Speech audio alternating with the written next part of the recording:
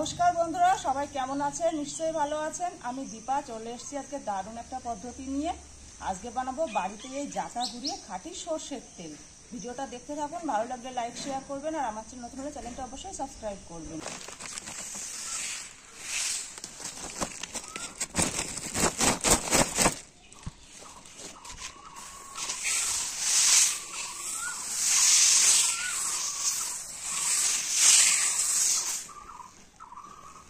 হলুদ সর্ষে যেগুলো সেগুলো কিন্তু এবার হয়নি। এবার এই সর্ষে ভালো করে একদম কড়া রোদে আমি শুকিয়ে নিচ্ছি। তো সর্ষে রোদে দিয়েছিলাম, এবার সর্ষেটা ওখান থেকে তুলে নিয়ে আসবো।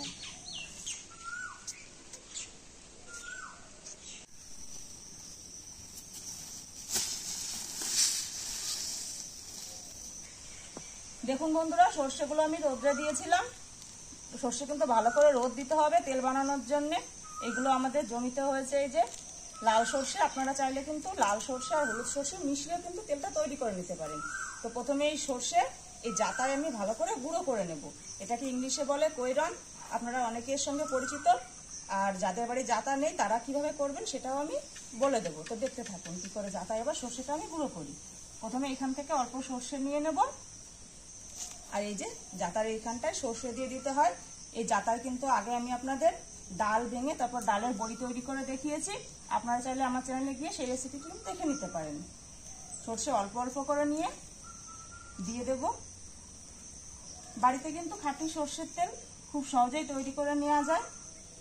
বাজারে যে তেলটা পাওয়া যায় সেটি কিন্তু খাঁটি না, যদিও তার রংটা দেখে মনে হয় না, কিন্তু বাড়িতে এইভাবে একটু খাঁটি সর্ষের তেল তৈরি করে আপনারা কিন্তু বাচ্চাদের ব্যবহার করতে পারবেন এবং নিজেরাও কিন্তু ব্যবহার করতে পারবেন। দিয়ে দিয়েছি সর্ষেটার মধ্যে। এবার এটা ঘোরানোর জন্য লাঠিটা আগেই তৈরি করা ছিল। এবার সর্ষেগুলো আস্তে আস্তে এই জাতাটা ঘুরিয়ে এটাকে গুঁড়ো করে নেব।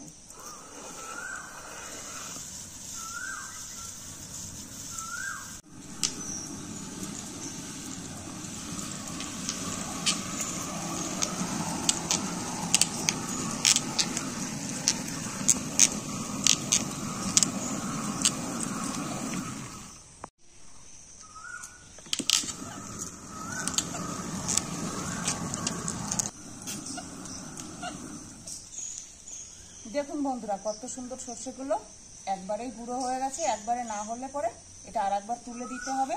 যেহেতু রোদে দিয়েছিলাম একবারেই সুন্দর গুঁড়ো হয়ে গেছে। আপনাদের কাছে জাতা না থাকলে আপনারা কিন্তু এটা মিক্সি বাটিতেও করে নিতে পারেন। আবার আমি সর্ষে দিয়ে নেব।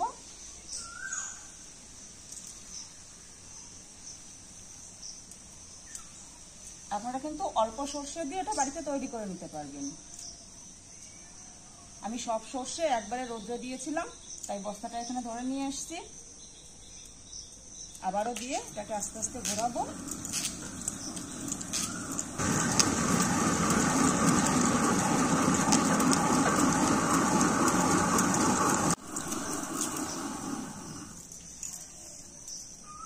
এইভাবে আমি যতটা সর্ষের তেল তৈরি করবো ততটা সর্ষে গুঁড়ো করে নেব।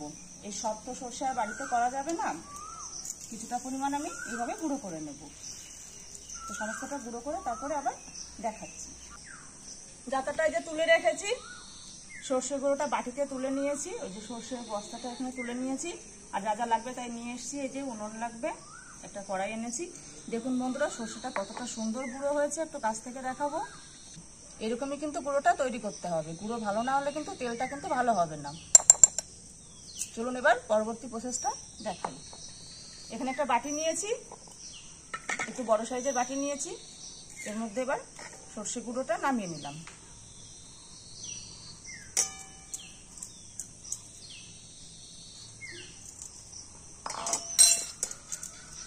এখানে নিয়েছি নর্মাল জল। এবার অল্প অল্প জল দিয়ে, একবারে বেশি দেবো না কিন্তু, একদম অল্প অল্প জল দিয়ে এটাকে আস্তে আস্তে এটাকে মাখতে থাকবো।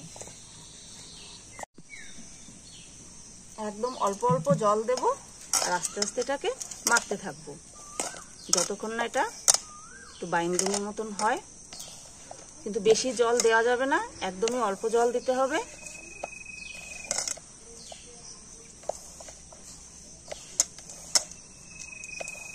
দেখুন, জল দেওয়ার পর এটাকে মুঠো করলে একদম মুঠো হয়ে যাচ্ছে। সর্ষের থেকে তেল বের করার পর যেরকম খোলটা তৈরি হয় সেরকমই কিন্তু এটাকে দেখতে লাগছে। দেখুন ঠিক এরকমই কিন্তু অল্প জল দিয়ে এটাকে এরকম করে মেখে নিতে হবে। এটা মাখা হয়ে গেছে, এবার চলুন উনুনটা ধরিয়ে নিই। এটা একটুখানি জল দিয়ে মাখার পরেই কিন্তু এর থেকে একটা ঝাঁঝালো গন্ধ কিন্তু ছাড়তে শুরু করে দিয়েছি। আপনারা যখন বাড়িতে তৈরি করবেন তখন ঠিক বুঝতে পারবেন। এটা রেখে দিচ্ছি, এবার উনুনটা ধরিয়ে নেব।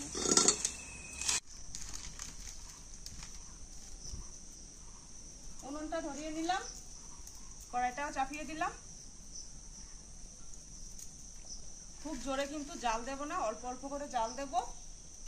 এবার জল দিয়ে মাখিয়ে রাখা সর্ষের গুঁড়োটা সব এই কড়াইয়ের মধ্যে দিয়ে দেব।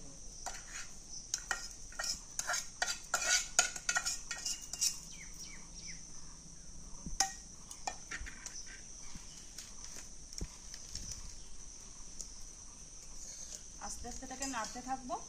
যে জলটা দিয়েছি সেই জলটা সামান্য একটুখানি জাস্ট টেনে নেওয়ার জন্য একটু গরম করে নেওয়া। একদম অল্প আছে আস্তে আস্তে কিন্তু এটাকে নাড়াচাড়া করতে হবে। বেশি জাল দিলে কিন্তু এই সর্ষেটা পুড়ে যেতে পারে। দারুণ সুন্দর কিন্তু এখনই একটা গন্ধ বেরোতে শুরু করেছে। অল্প আছে এটাকে আস্তে আস্তে কিন্তু এটাকে এভাবে নাড়তে হবে। অল্প আছে এটাকে 15 মিনিট মতো নাড়াচাড়া করে নিয়েছি। এটা একদম রেডি হয়ে গেছে, নাড়াচাড়া করব না।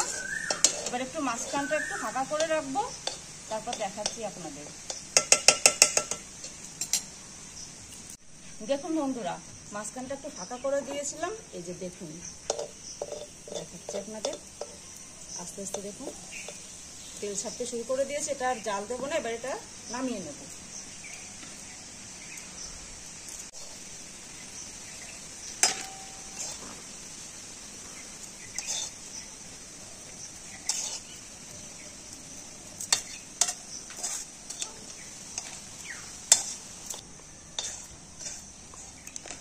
এটা নামিয়ে নিলাম। এটা একটু ঠান্ডা হোক, তারপর আপনাদের দেখাচ্ছি ঠিক কি করে তেলটা বের করা যায়। দু রকম পদ্ধতি তেল বের করে দেখাবো, একটুখানি ঠান্ডা হোক। এটা ঠান্ডা হয়ে গেছে। এখানে একটা সাদা মতন আমি রুমাল নিয়েছি, রুমালটা একটা বাটির উপর দিয়ে দেব। এবার এখান থেকে অল্প অল্প করে রুমালের মধ্যে আমি দিয়ে দেব। দেখুন বন্ধুরা, এখনো এর থেকে দেখা যাচ্ছে তেলটা ছাড়তে শুরু করেছে। এবার রুমালটাকে চারিদিক থেকে এইভাবে একটু পেঁচিয়ে নেব। আস্তে আস্তে এটাকে গোল করতে থাকবো। দেখুন বন্ধুরা, এটাকে আস্তে আস্তে এইভাবে চাপবো। আর দেখুন দেখুন কত সুন্দর তেলটা বেরোচ্ছে। এটা যেহেতু বাড়িতে তৈরি, তেলটা কিন্তু অতটা চকচক করবে না, একটু গাঢ় গাঢ়ই হবে ঘোলাটে ধরনের। তবে এটা রোদ্রে দিলে আস্তে আস্তে আরো পরিষ্কার হবে। দেখুন কত সুন্দর বেরোচ্ছে। এবার হাত দিয়ে অল্প অল্প করে এটাকে চাপবো, তেলটা পড়তে থাকবে। দেখুন বন্ধুরা, তেলটা একটু হাতে লাগিয়ে দেখাচ্ছি আপনাদের। দেখুন কত সুন্দর। আর এর গন্ধটা একদম ঝাঁঝালো গন্ধ কিন্তু একদম। এটা কিন্তু এইভাবে তৈরি করে আপনারা বাচ্চাদের গায়ে লাগাতে পারেন, আর রান্নার কাজে তো ব্যবহার করতে পারবেন। কোনো সিদ্ধ টিদ্ধ মাখা খাওয়ার সময় কিন্তু আমরা একটু খাঁটি সর্ষের তেল খুঁজি, তো এইভাবে কিন্তু বাড়িতে অবশ্যই একবার বানিয়ে নেবেন। এবার এটা খুলে এর যে ভেতরের এটা রয়েছে, এই যে খোলের মতন দেখুন,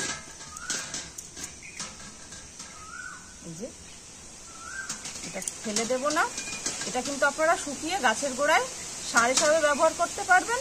আবার এটা গবাদি পশু মানে গরুকেও কিন্তু খাওয়াতে পারবেন খোল হিসাবে। এইভাবে আমি আবারও এখান থেকে নিয়ে নেব আর চিপে চিপে তেলটা বের করে নেব।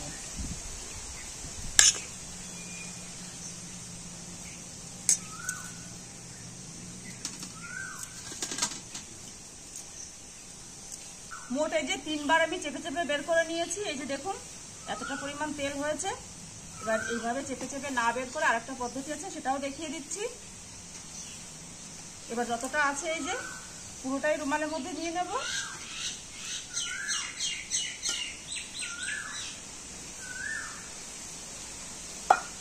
রুমালের মধ্যে নিয়ে আগের বারের মতন রুমালটা এইভাবে পুটলি করে নিয়ে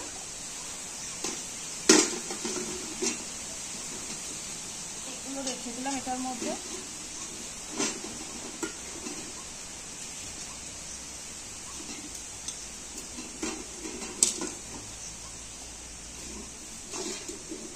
এটাকে এইভাবে মাছ বরাবর বসিয়ে দেব। এটাকে মাছ বরাবর বসিয়ে দিয়ে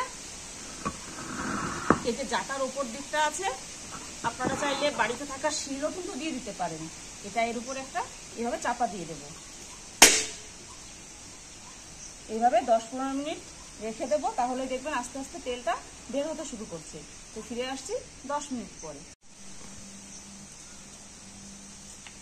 তো বন্ধুরা ফিরে এসছি আমি 20 মিনিট পরে। এবার এটা তুলে দেখবো ঠিক কতটা তেল হয়েছে।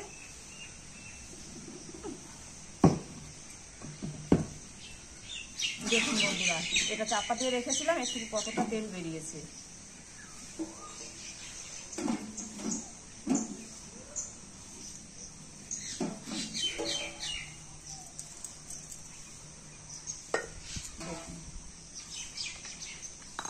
এটা হলো বাড়িতে তৈরি একদম খাঁটি সরষের তেল।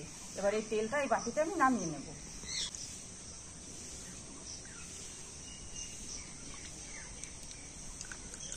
এই তেলটা কিন্তু একটু ফেনা ফেনা হবে। এখন তেলটা একটু রোদ্রে দিলে তারপরে তেলটা আরো সুন্দর পরিষ্কার হবে, ফেনাটাও থাকবে না।